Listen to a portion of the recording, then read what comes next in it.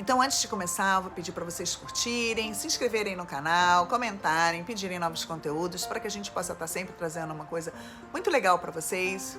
Compartilhem, mandem para quem vocês entendem que podem se identificar com esse conteúdo. Olá, gente, tudo bom? Meu nome é Sandra Magalhães, quero trazer um pouquinho de reflexão sobre alguns mecanismos de defesa. Hoje a gente vai falar um pouco sobre como é que a gente usa a projeção, como que a projeção é um dos mecanismos de defesa mais comuns que existem e como que eles acabam afetando o nosso dia a dia e como que é importante a gente reconhecer, né, esse sintoma, esse comportamento na gente, para que a gente não cause uma dor maior, às vezes até dentro da nossa casa, com os nossos filhos. Então, quando a gente está falando da projeção, na verdade, a gente está falando em como que a gente utiliza,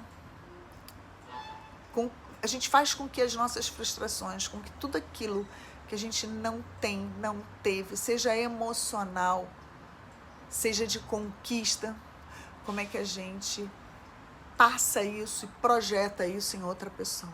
E eu vou trazer aqui um caso que, dentro do que eu tenho trabalhado, com as pessoas que eu tenho trabalhado, dentro da linha de pais, filhos, os que mais têm me chamado a atenção, que é exatamente quando todos aqueles sonhos, conquistas, sejam materiais, sejam de conquistas pessoais, sabe, de batalhas não vencidas que geralmente aconteceram na infância ou na adolescência desse adulto, como que eles acabam transferindo isso para os filhos e fazendo com que os filhos tenham a responsabilidade de realizar aquele sonho que não aconteceu. Só que esse sonho, primeiro que esse sonho talvez não seja nem dele, normalmente não é.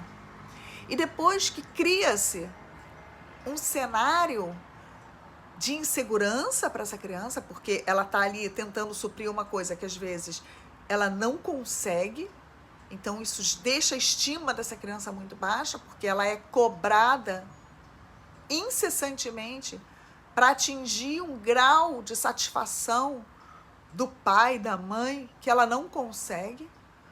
E ela sofre porque ela sente que ela não consegue satisfazer as pessoas que ela mais ama na vida, que é pai e mãe. E aí, os pais ficam massacrando essa criança, exigindo com que ela entregue algo que às vezes ela nem tem para entregar. Então, assim, isso pode estar relacionado a profissões, por exemplo. Né? O pai queria ser um médico, não conseguiu, e aí os pais massacram essa criança. Mas você tem que seguir a medicina, você tem. Gente, esse sonho não é dela, esse caminho não é dela. Essa criança vai passar a vida recebendo essa informação, lidando com esse conflito, porque ela não sente isso dentro dela. Esse foi um sentir frustrado dentro do coração, da emoção do pai ou da mãe, não dela. Então você entende que emocionalmente essa criança vive um conflito muito grande, porque até ela entender, até ela chegar numa idade que ela vai perceber o que aconteceu, ela está ali entre querer agradar e satisfazer, porque a criança está sempre querendo ser aceita pelos pais, e ela vai querer suprir saciar essa vontade dos pais. Só que dentro dela, quando ela sente, quando ela vai para o sentir dela, ela vê que aquilo não pertence a ela. Ela fala, caramba, eu estou fora da casinha, não é aqui que eu quero estar. E aí ela entra em conflito. E aí são vários comportamentos que podem acontecer. Abandona tudo, não quero mais nada. Aí não quer nada, não quer de A a Z, não quer nem o que ela sente, nem o que ela não sente. Aí aquela, mas pô, surtou, o que aconteceu? A criança desistiu de tudo. Tinha tudo, tinha escola boa, tinha não sei, mas gente, ela chegou uma hora, ela não conseguiu lidar com essa transferência que os pais estavam fazendo para que ela exercesse em nome deles. Então vamos tomar muito cuidado Eu dei um exemplo aqui, mas podem ser vários exemplos. Vários exemplos. Isso a gente vê repetidamente nas carreiras profissionais.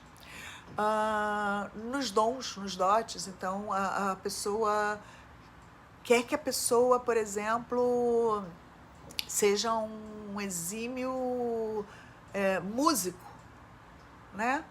Porque ele queria ser músico e não conseguiu, porque ela queria ser música e não conseguiu, então quer que o filho seja um músico, porque o filho até tem um dom, mas ele não quer seguir isso. Ele não quer seguir isso como profissão, ele não quer seguir isso como meta da vida dele principal. Ele quer ficar no quarto dele tocando um violão, uma guitarra. Mas não para ser um músico. Músico quem queria ser eram os pais. Ou um atleta. Então essa história, ela se repete em diversas situações no dia a dia.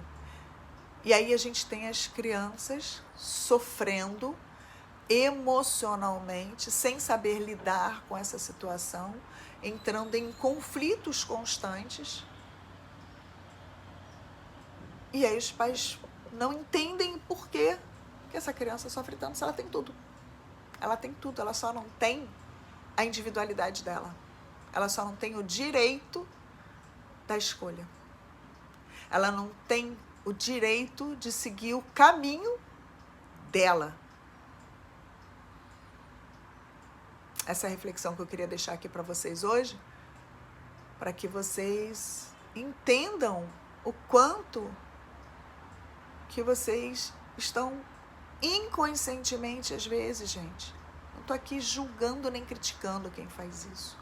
Porque quem faz isso não está fazendo porque quer. Porque é claro que o pai e a mãe querem o melhor para o filho. Então isso é inconsciente. A gente chama isso de mecanismo de defesa, de projeção. A pessoa se projeta no outro. É um mecanismo de defesa para esconder as dores que estão dentro dela. E aí ela usa qualquer pessoa. Então eu não estou aqui julgando.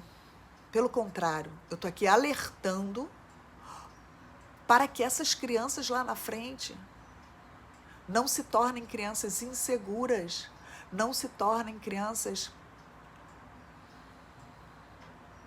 conflituosas, não se tornem crianças que desistem da vida porque não conseguiram lidar com a vida que lhe foi imposta e elas desistem. E aí resgatar isso é demorado. Então isso é um alerta, isso não é um julgamento.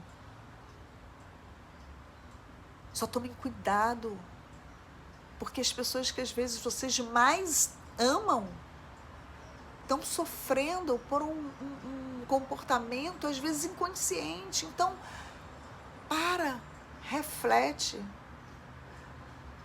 olha de verdade para dentro, se perceba,